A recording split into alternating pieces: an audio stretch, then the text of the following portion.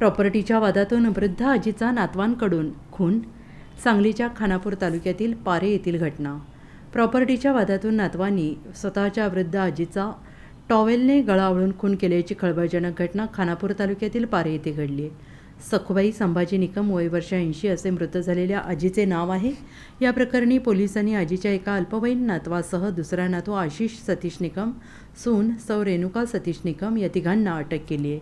चिंचणी येथील सतीश शेठ निकम यांचा सोने चांदी गलाई व्यवसाय आहे. त्यांची विटा चिंचणी यासह विविध ठिकाणी प्रॉपर्टी आहे.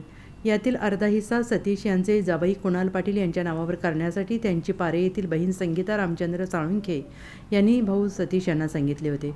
त्याचा राग संशयित नातू आशिष, त्याचा अल्पवयीन भाऊ व सून सौ रेणुका यांना होता. त्यामुळे हा राग मनात धरून संशयित तिघांनी दिनांक 19 फेब्रुवारी रोजी संगीता साळुंखे यांच्या पारे गावात घरी जाऊन त्यानं तू तुझ्या भावाला बोलावून घेऊन 48 तासाच्या आज सदरची प्रॉपर्टी फिरवून दे, नाहीतर तुला आणि म्हातारीला म्हणजे सखुबाई यांना 48 तासानंतर दाखवतो अशी धमकी देऊन तिघेही विट्याला निघून गेले. त्यानंतर मंगळवारी दिनांक 11:30 सुमारास हे तिघेही सतीश यांची बहीण संगीता यांच्या पारे येथील घरी गेले. त्यावेळी सखुबाई या मुलगी संगीताच्या घरी होत्या.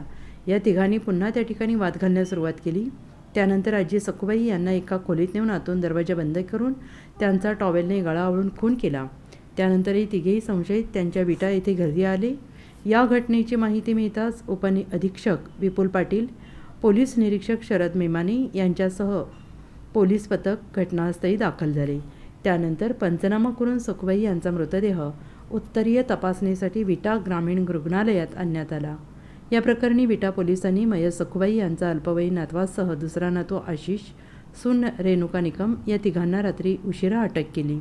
या घटनेची विटा पोलिसात नोंद झाली असून पोलीस निरीक्षक शरद मेमाने पुढील तपास करत आहेत. ब्युरो रिपोर्ट, SBN मराठी, विटा.